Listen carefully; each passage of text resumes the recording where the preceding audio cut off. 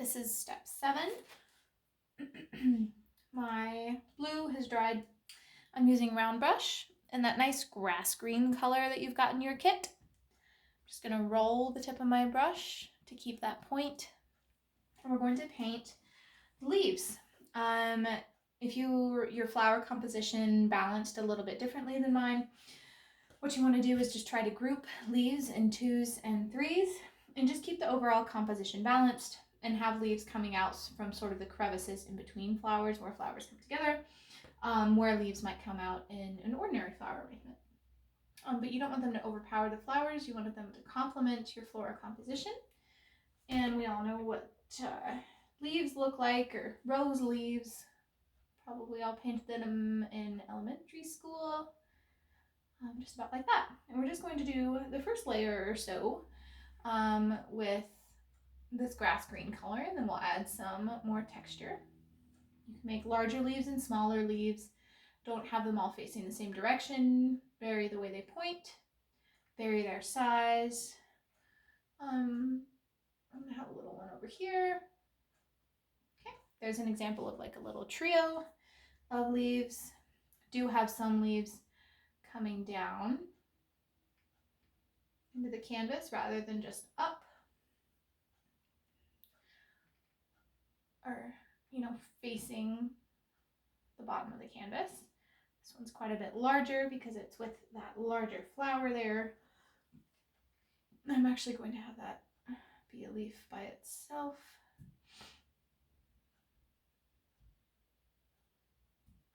I might have another leaf going the same way right here.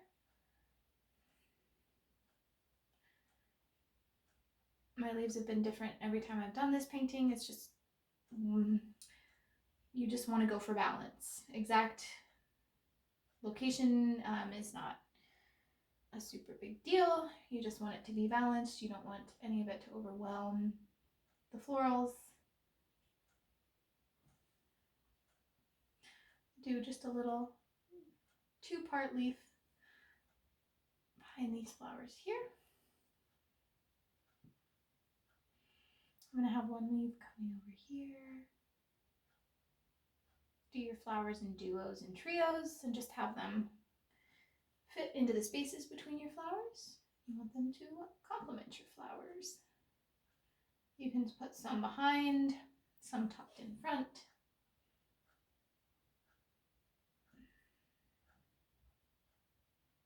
Okay.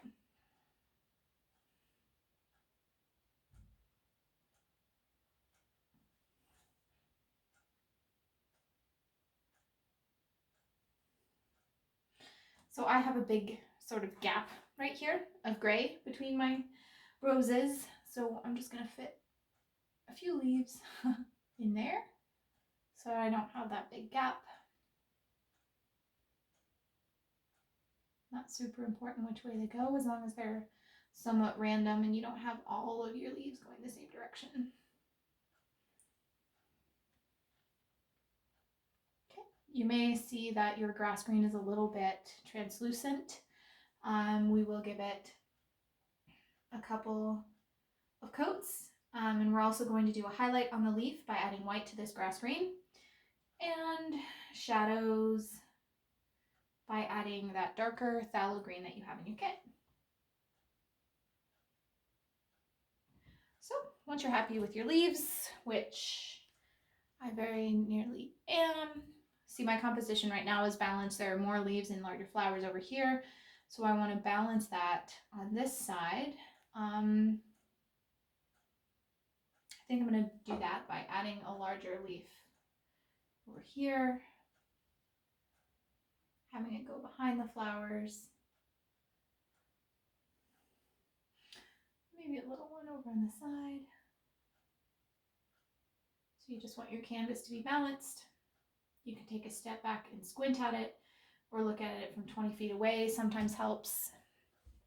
Okay. So as soon as that is done, you can wait for them to dry and then go over them with a second coat.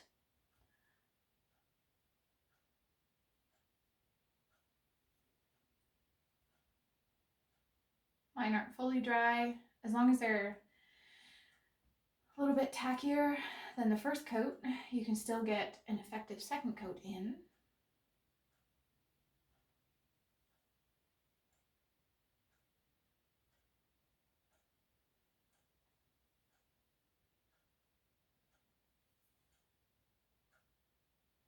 The first thing I'm going to do is add some white to my grass green.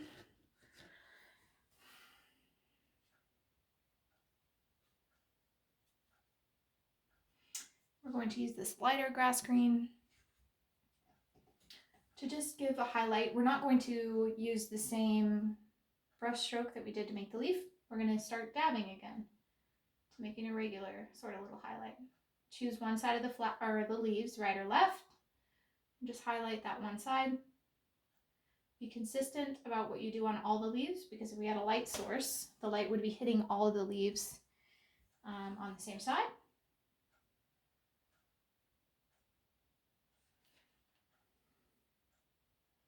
At the top.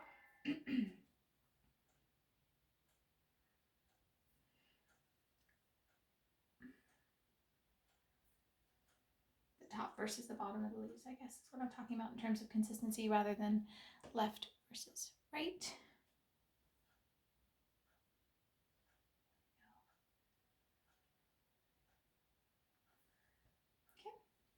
All right, and now I'm going to add that dark green to my grass green.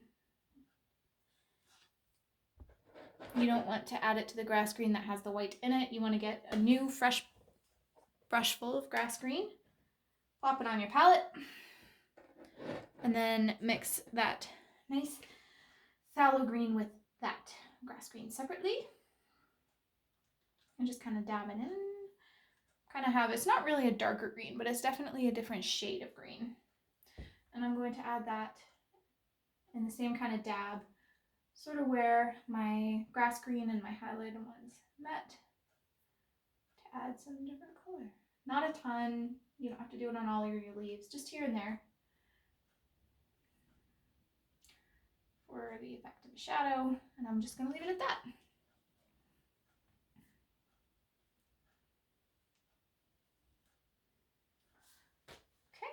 So I'm going to clean off round brush. We have one final super quick step. You remember when we made the glaze for the blue coming down across the bottom of the canvas? A glaze is just adding water to your acrylic, which gives it the effect of sort of like a translucent overlay. We're going to make a very pale yellow glaze. So mostly white again, just a little bit of yellow.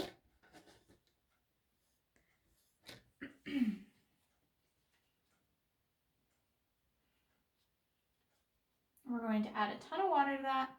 My water isn't super clean, it's a purpley color right now, that's just fine. But if you want to work with fresh water, feel free to do so, but mine isn't really affecting the color of my glaze. Okay, so I have mostly water. I added maybe 6 dollops of water to my palette, and I'm working with just a pale yellow here. You can see it's running down my palette. It's so watery. Okay. I'm going to hold my paintbrush like this. I'm just going to kind of scooch some watery yellow on there. And again, we're going to use our fingers. There's my watery yellow, and I'm just going to pull that down in a glaze across the canvas to get it sort of a rustic look, so that the top of the canvas, that nice gentle gray, isn't too perfect looking.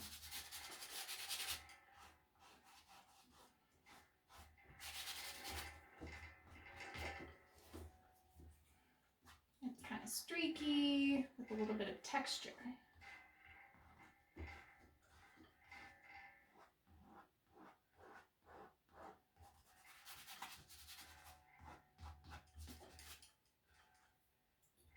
Got some green in there, that's fine. I'm just going to streak it out. Okay. And then sign your canvas, typically in the bottom right corner, but wherever you like. And that's Impressions in Pink.